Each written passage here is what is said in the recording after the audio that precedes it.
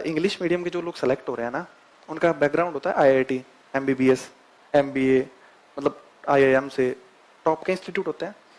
उनमें जैसे किसी ने बीटेक कर रखी है, तो बीटेक में क्या होता है, 8 सेमेस्टर होंगे। 8 सेमेस्टर में 8 तो फाइनल पेपर होंगे और 8 ही मिड टर्म आते हैं। ठीक है, 16 पेपर वो लोग लिखते हैं 4 साल में। अपन लोग बीए की हुई है, 3 पेपर लिखेंगे। ठीक है, उनका क्वेश्चन आएगा तो कॉपी इतनी लिमिटेड होगी कि पूरी की पूरी कॉपी में आपको फ्लो चार्ट, सारणी, पॉइंट, बुलेट पॉइंट्स, तो हैबिट हो जाती है ना।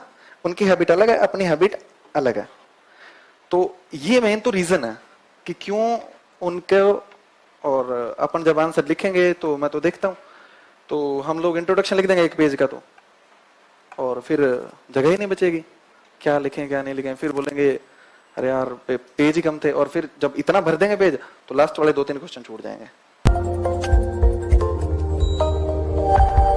जब कभी भी यूपीएससी के बारे में सोचते हैं तो डिस्कशन बैठता है 5-7 लोग, तो बात करते हैं ऐसे है, उसका नहीं हुआ, उसका नहीं हुआ, 1-1.5 घंटे फुल बातें चलेगी इसमें। लास्ट में क्या होगा, चलो छोड़ो यार, क्या फर्क पड़ता है, तैयारी करनी पड़ेगी। तो वो 1-1.5 घंटा क्यों वेस्ट किया आपने, जब तैयारी करनी थी भाई। या तो ऐसा सोच लो आपको घर जाना है किसी को भाई, चलो मैं आपको बोल देता हूँ कि यूपीएससी भेदभाव करती है। कितने लोग है जो छोड़ रहा है, तैयारी तो करोगे ना, कर रहे हो ना, क्लास में आओगे ना, तो फिर क्यों सोच रहे हो। करती है तो भी क्या दिक्कत है, नहीं करती है तो भी क्या दिक्कत है, हमें तो मेहनत करनी है ना। और सिलेक्ट हो रहे हैं ना लोग, या तो ऐसा हो कि एक भी बंदा नहीं हो सिलेक्ट, तो फिर अपन बात करें। एक भी हो रहा है तो अपने लिए चांस है, इतनी पॉजिटिविटी तो रखो यार। तो ये 4-5 चीजें हैं आपको करनी है, करनी ही है, करनी ही पड़ेगी। 1 साल के अप्रोच में 3 चीजें हैं, रीड लेस, रिवाइज मोर, थिंक मोर। रीडिंग तो करनी है कम, बुक कम से कम रखनी है। जैसे पॉलिटी की 1 ही किताब है, हिस्ट्री की 3 एनसीईआरटी है, ज्योग्राफी की एनसीईआरटी है, इकोनॉमिक्स में सिर्फ लेक्चर है, कोई मैं तो रेफरेंस बुक भी नहीं पढ़ी इकोनॉमिक्स के लिए कोई। ठीक है, उसको इतना रिवाइज करना है ना, अब कितना रिवाइज किया होगा मेरे को भी याद नहीं है, कितनी बार पढ़ लिया वो, है ना। मतलब ऐसे है कि पिछले पेज पढ़ रहा हूँ तो उसके आगे वाले पेज की लगभग लाइनें पता होगी कि यहाँ पे ये लिखा होगा, यहाँ पे लिखा होगा, इतना रिवाइज करना है।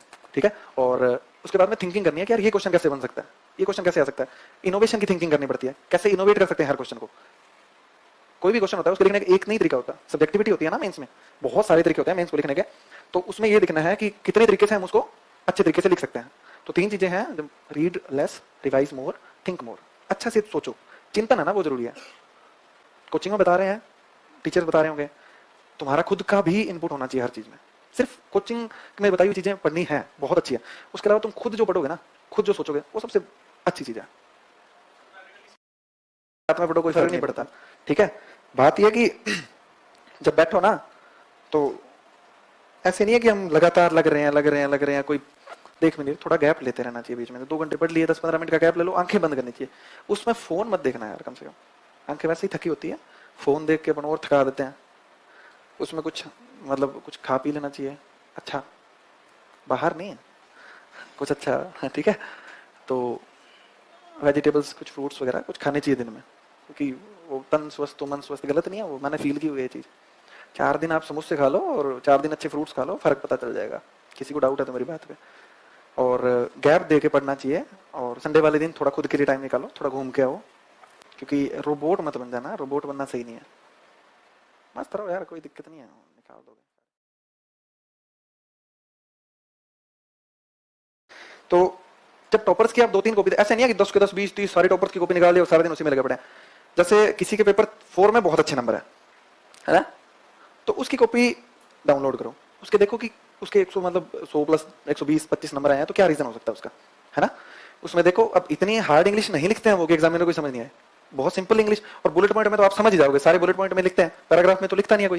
तो बुलेट पॉइंट में आप लोग सारे समझ जाओगे इसने क्या लिखा, कैसे लिखा है, और कितनी जगह कैसे देनी है। और पॉइंट्स का भी एक क्रम होता है ना, जैसे आपसे कारण पूछे कोई भी चीज के, तो कुछ कंक्रीट पॉइंट होते हैं, गरीबी, बेरोजगारी, ये सब कंप्लीट होते हैं। पर कुछ कारण होते हैं जो बिल्कुल पैट कारण होंगे, ये रीजन है, इसकी वजह से ये कम हो रहा है। जैसे चाइल्ड सेक्स रेशियो है, वो कम होने के रीजन पूछते हैं, तो आप बोल दो कि गरीबी है, महिलाओं की स्थिति है, ये तो ठीक है, ये तो कारण है। पर एक है कि पीसीपीएनडीटी एक्ट का क्रियान्वयन अच्छे से नहीं हो रहा है। फिर दूसरा कल्चरल लैग की अवधारणा आती है कि जो भौतिक कारक है वो तो आगे बढ़ जाते हैं, पर जो मानसिक कारक है ना, जो बंदे की सोच होती है, वो इतनी जल्दी आगे नहीं बढ़ती। तो पैसे से पढ़ाई करो, नींद आ रही है तो, नींद आ रही है ना, तो उसका एक इलाज है, नींद ले लो।